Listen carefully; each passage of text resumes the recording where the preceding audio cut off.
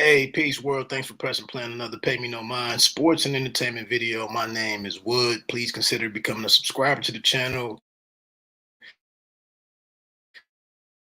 If information is being discussed, hit that like button for me or leave a comment. I would love to hear your take on any of these topics that I'm discussing. Uh, the Last Days of Ptolemy. It's over on Apple TV Plus right now. It looks like it's going to be episodes. It's a series that was I think it's executive produced by Samuel Jackson and his wife. That's who I saw doing some of the press work a couple of weeks ago, or maybe it was just a weekend thing that I saw with him and Willie Geist on like Willie's Sunday morning show maybe, but it was just him and his wife talking about getting this project onto the small screen. And it's based off of a book by a prolific writer Walter Mosley. One of my favorite movies that have been adapted for the screen, the silver screen, was Devil in a Blue Dress. He's also been attached with Snowfall here most recently, and just I like Mosley's work, and this is also feeds into what I've been saying regularly.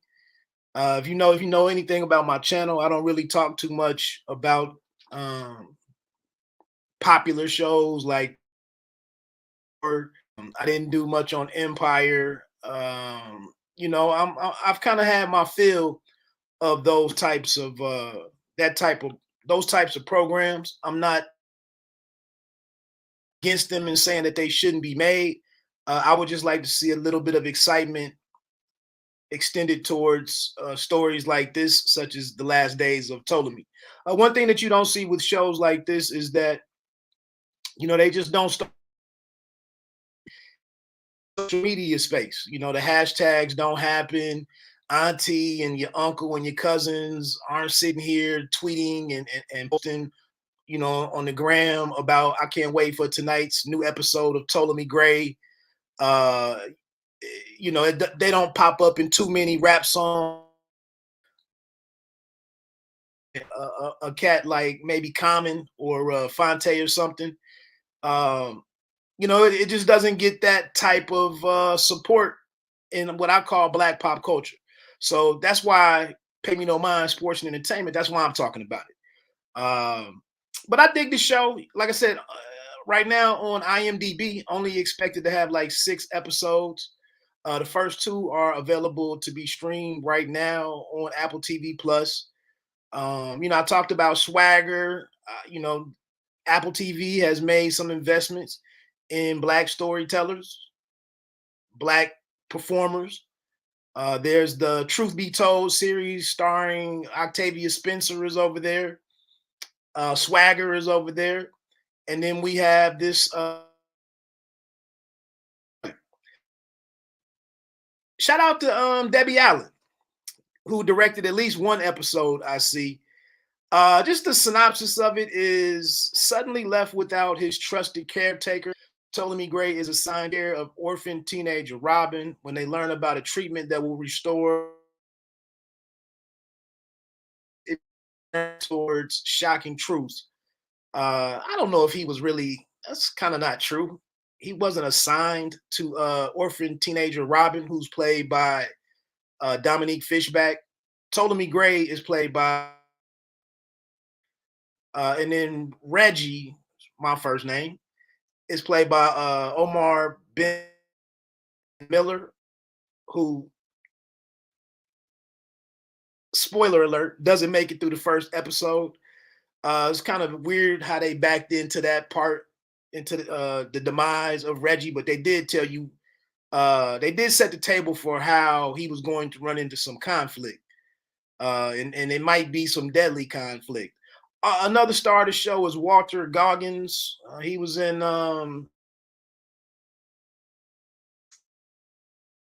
8, was that it, by Tarantino? Incidentally, Goggins and Miller also starred in The Last Unicorn, which was a network show. I don't think it's on anymore. Uh, but that's pretty much like the principal characters to this point through the first few two episodes that you can watch. Um,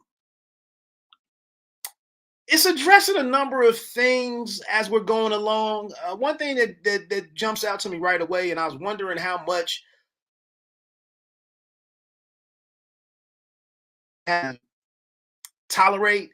If you watch a bunch of shows, it's interesting how all shows are told. You know how all the storytelling happens. It's a lot of flashbacks. Some shows like to keep the plot a secret or a mystery from you. Um, Here we have Ptolemy. When we first meet him, he's going through a lot of flashbacks to show you that his mental state is kind of in flux. And then you quickly learn when Reggie comes to pick up his uncle, or maybe his great uncle, we kind of learn that his mind is deteriorating. He's suffering from effects of dementia, Alzheimer's disease, and his doctor recommends a that he be seen by this Dr. Rubin that's played by Goggins. And Dr. Rubin has some kind of treatment for um, for Alzheimer's disease, but it of course it um,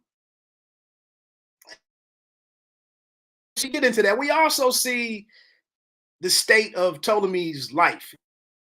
Uh, he has kind of quit living. He's mainly existing. He's a hoarder. Like I said, his mind is playing tricks on him. Not a lot of exposure to others. From what we know, only Reggie really comes around to visit him.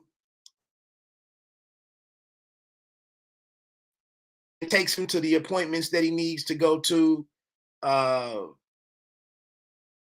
and is patient enough to give him some degree of love and to bring some joy to his life. Um,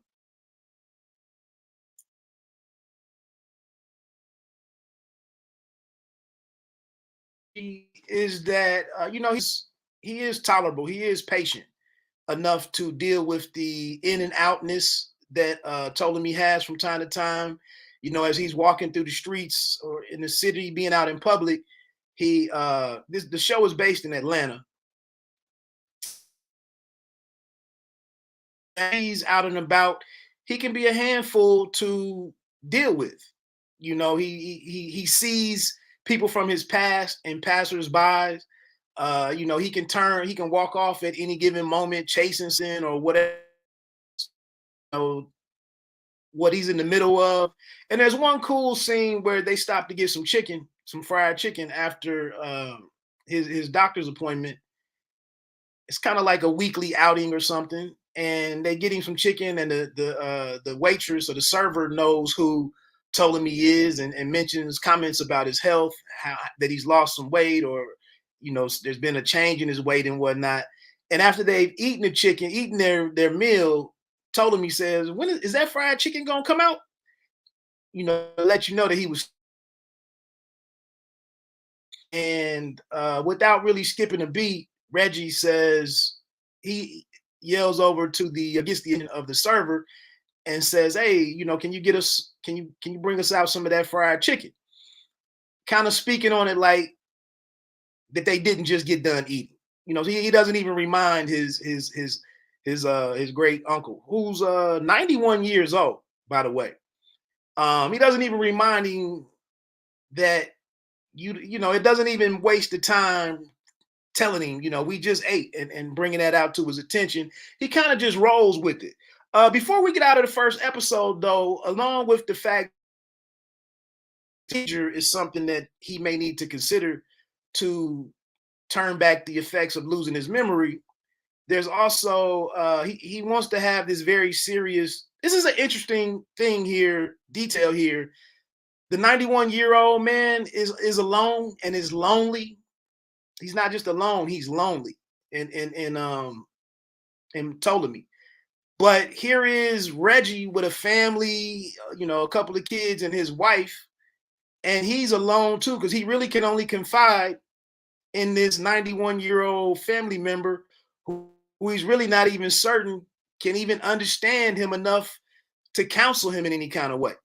But he tells him that my wife's ex-boyfriend, who's a murderer, is getting out of prison, and he said he goes to have this very important conversation with him, and his great uncle drifts off. He watches a lot of television and listens to class. Uh, and then Reggie is like, "Well, what should you do?" Another interesting thing is that Reggie wants to leave Atlanta to go down to Texas, but because he knows he's kind of anchored there in Atlanta because he knows nobody else is taking care of his uncle or great uncle.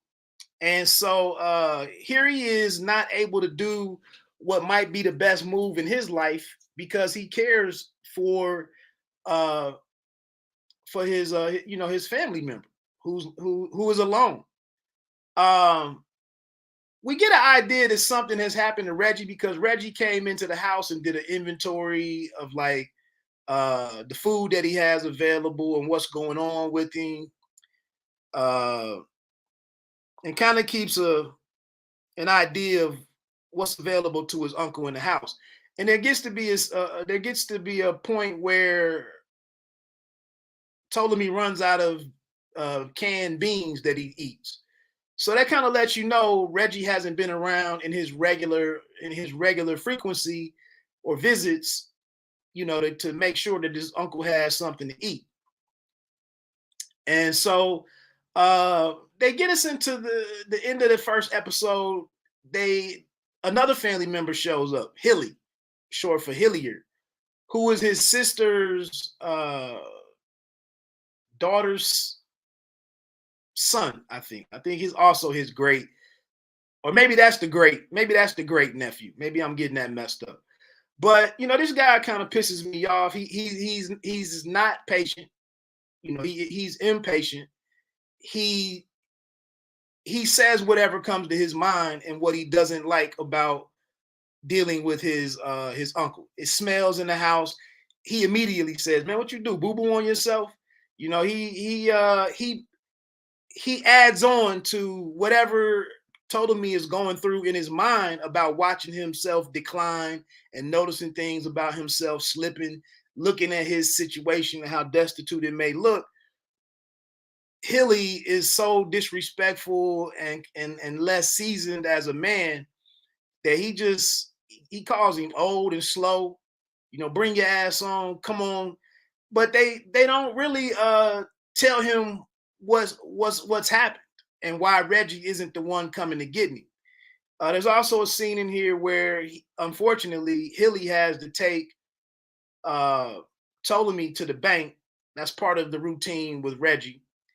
And as he takes him to the bank, he receives these 3 checks that he gets: Social Security, a pension from the post office, and something that his late wife Cynthia left him. I guess like a life insurance policy. And when they get to the bank, his nephew takes 2 of the envelopes from him and only gives him 1. And he tells him, where's my 3? I get my 1, my 2, and my 3. And so he calls him a thief. So, Ptolemy is in and out with what he's aware of and what he isn't. Another thing is, while he's at the bank, he encounters this woman named Mrs. Ring, Wring. She spells it out for him. And she wants to borrow $40 from him and to pay a phone bill or a bill or something. And in exchange, she wants to give him this ring that she's had. She's on hard times herself. A Social Security check or something hasn't come. And seeing kind of how, not, I hate to say gullible, but how willing, how cooperative Ptolemy is, he gives her the envelope and says, count out what you need while he's holding the ring and look at it as a treasure. Says, count out what you need and take it. And she says she asked for 40, but she takes 50. And then after she gives Ptolemy the envelope, Ptolemy turns around and gives her the ring back and says, "Accept this as a gift from me."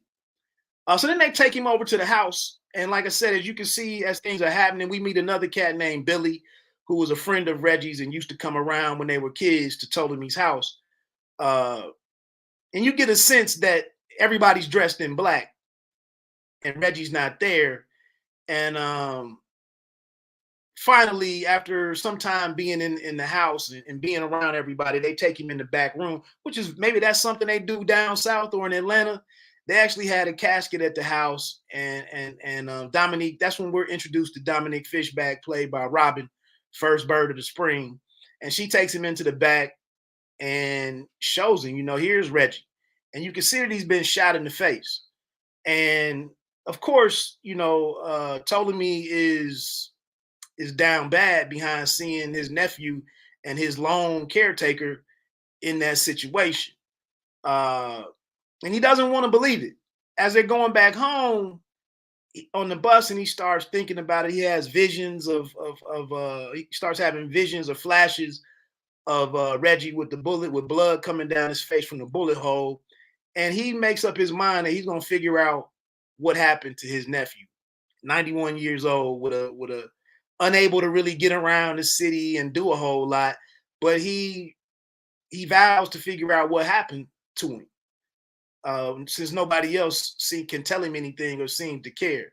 We get into the second episode, and it's all about the relationship, the start of the relationship between Ptolemy and Rubin, Dominique Fishback. And she comes over. They show Hilly over at, he lives at home with his mom, and Rubin is staying with them. Her mother has passed away. She's sitting out there in some boxer shorts, sleeping on the couch, and Hilly goes in there in the middle of the night to take advantage of her. Of course, she's been living on her own for a while and has this knife that her mother left to her. And it's, again, we see this theme all the time of the threat that young, ignorant, and reckless young men, that they're a threat to young women. And we could go into that more, we could, but the mother decides, her name is Nisi. She decides that Rubin, you're a beautiful you're not only young and single, but you're a beautiful you're an attractive young woman. So she said, she makes a comment about, this is what we have to do for our young men. We have to protect them from ourselves and us. And she's like, you got to go. So that's how Rubin ends up over at with Ptolemy. She digs in her pocket and realizes she has the key from taking him home the night before. And so she gets in her mind, well, I can go to him. She goes over there and sees where how he lives and where he lives. And instantly, she starts helping him out. And it's pretty genuine too. It's not like she does it because she sees it as a place for her to land on her feet temporarily or, permanently or whatever. But that's just where, she was like, this ain't right. The bathroom is a mess in there. All of this years and years worth of magazines, tons of books, this room that's locked off that Cynthia, his late wife, used to live in. She's like, this isn't right. It's insect infested, roaches and whatnot, and that's a discussion right there to be had. That even though Reggie was patient, visited, and was clearly aware of his situation and his living conditions, Reggie had never done anything, but he made sure to get him out to his appointments. And I'm looking at this because I'm kind of the primary caretaker of my mother, and I think sometimes I'm not patient. I don't have any sisters, and I think that's where I get frustrated, disappointed in myself sometimes. because I don't give my mom the softer side that sometimes that she needs, and the understanding that she needs on some things. Uh, and even when I do things for my mom, I often make comments that I should keep to myself. So I'm looking at Reggie like art imitating life in a way. But again, to look at this situation between everything that Reggie does for Ptolemy, and what he represents for his social needs and whatnot. He never does anything to help out his house. And maybe they want to argue with his uncle, because it takes some wrestling and some arguing with Ptolemy to let her do what she wants to do in terms of cleaning up his house and cleaning up this bathroom. But where she goes in there and takes it a step further is she fixes his toilet, where this man was only going to the bath. He was only doing number two every so often when Reggie would bring him around. When Reggie would take him to do number two. Now, how do you make your bodily function access to a toilet? But she goes in there and gets.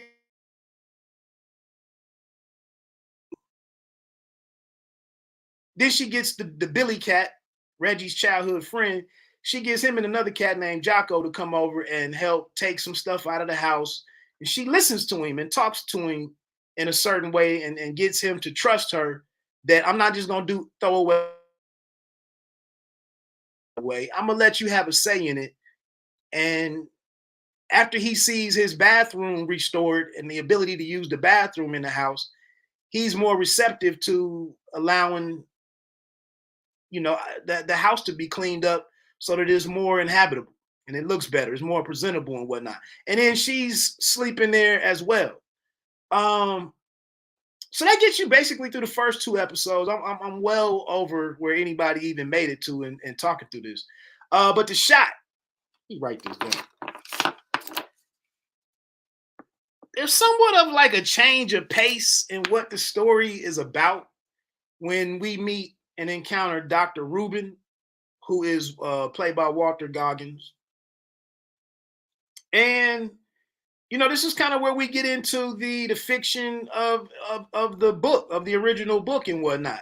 And it don't go into the details a whole lot, how they developed this serum or whatever's in this shot, uh, and so on and so forth. But immediately after taking the first shot, and I said this, there's also something going on here to be said about the physical abilities of this 91-year-old man. You hear this when Reggie takes him to the doctor. Uh, his physical abilities, and him to be able to walk and recover from bruises. His overall health is really that of a man 40 or 50 years younger. So it's almost like Dr. Rubin is interested in using Ptolemy as a subject, and seeing how his body to this serum or whatever they inject him with. And so anyway, he goes on and gets the first shot. Billy finds the appointment slip that Reggie put on the TV and gives it to Robin so that he can go to this very important, life-changing appointment. And like I said, Dr. Rubin is very interested in injecting him with this stuff and seeing what happens. But we kind of don't learn what it's two shots. The first one only lasts like maybe 12 to 24 hours. And immediately after being an hour and a half or so after being injected for the first shot, Ptolemy is ready to go. He's remembering all kind of stuff. He remembers details about him and Reggie and the last time they were together. He knows who Robin is, how she made it into his life, how he used to live, just yesterday. Before that gone, he's cognizant of all of this stuff. And immediately the stuff it starts wearing off. And this happens after he goes to do some investigation on what happened to Reggie, where he was killed. And they come back to the house, and then we see all, this awakening or reawakening in Ptolemy. But then all of that starts to go away, and they have to call this nurse, the nurse of Dr. Olga, I think is her name, and she comes in and gives him the second shot, and about what the side effects are, the risk, or whatever is like this warning that we should know about. So that's where it kind of leads off. And we're waiting to see if we're waiting to see what he's going to do with this investigation, and also what is he doing. He keeps mentioning a figure named Coy Dog, which is his uncle, and there's a bunch of lessons that his uncle told him. There are no rules in law for black men like us. And then he says that a man, all that a man is what he remembers. So we getting ready to start understanding who Cynthia was, his late wife, why he had this door locked off and didn't go in there any longer, how he got in here to where all of his world is building up around him, and why he lives like he lives. And then some of his history. He bragged to the doc. He bragged to the doc at one point that he used to be able to pick 300 pounds of cotton in a day, in a hot summer day. So he's always been an exceptional, guy, and whatnot. And I guess we're getting ready to piece some of that together. What was his past about before he came up from the Delta, the Mississippi Delta, I guess, coming out of sharecropping or something. What was his relationship with his wife? Why did his life shut down so badly after that? Does he have any kids himself? How did how did he become such a lonely person? And then we got quite a bit to learn over these next 4 episodes. Anyway, I've talked way too long. Maybe you hung around for 5 minutes, 7 minutes, 3.5 minutes, or whatever. I appreciate it. I'm gonna come back and talk about more as it unfolds. On Apple TV Plus, you only get a new episode every Friday, or maybe even Thursdays at midnight. I think I started getting some updates. So that's it. The Last Days of Ptolemy Gray, starring Samuel Jackson and Dominique Fishback. It's crazy. She plays a teenager on here. I'm thinking Dominique Fishback is in her mid to late 20s. And how she can go from being she might have been in her early 20s in Judas and the Black Messiah, but she played young looking women sometimes. The movie on Netflix with Jamie Foxx, she was in high school. In here, so many looks at her body and everything. She looks 16 or 17, but like I said, she's got to be 25 or to 30. So it's just weird how she kind of can play such a range in ages that she can play. I mean, her face looks young, and like I said, just different angles that they show of her. When you first meet her at the funeral or the homegoing services and the repast or whatever they call it, where they're having a dinner for Reggie, and the gathering for Reggie. She looks like she's 15 with this jean skirt that she has on, and boots and some kind of, I doubt it was fishnet, but some black holes that she's wearing or something. She looks 14 to 15 years old. That's neither here nor there. Let me get on off of here. Pay me no mind, sports and entertainment. My name is Wood. You don't have to be great to start, but you have to start to be great. Peace.